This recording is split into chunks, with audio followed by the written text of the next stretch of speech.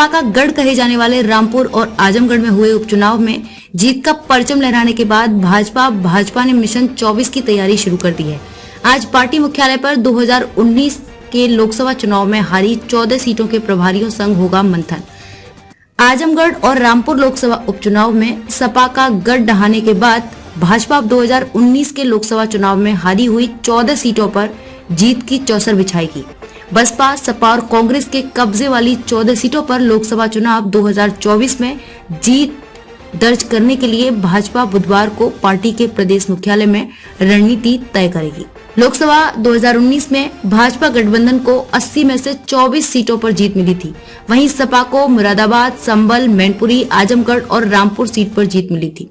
बिजनौर, अमरोहा, अम्बेडकर, गाजीपुर, घोसी, जौनपुर, लालगंज, नगीना, सहारनपुर और श्रावस्ती लोकसभा सीट पर बसपा जीती थी।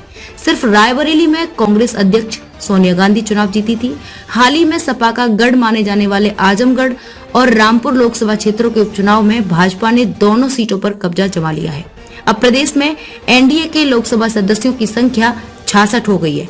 लोकसभा चुनाव 2024 में भाजपा ने 80 में से 75 सीटों पर जीत का लक्ष्य रखा है। पार्टी के रणनीतिकारों का मानना है कि 2019 में हारी सीटों पर अभी से चुनावी चौसर बिछाने के लक्ष्य को हासिल किया जा सकता है।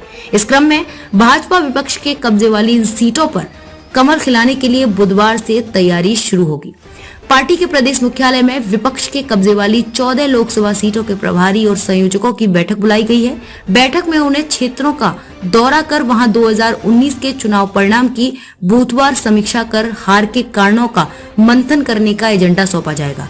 प्रभारी और संयोजक अलग अलग समय पर क्षेत्रों का दौरा कर बूथ मतदाताओं के जातीय समीकरण, केंद्र व प्रदेश सरकार की योजनाओं के लाभार्थियों के रुझान, 2024 लोकसभा चुनाव में उन बूथों पर जीत दर्ज करने के उपायों की योजना बनाकर प्रदेश नेतृत्व को देंगे।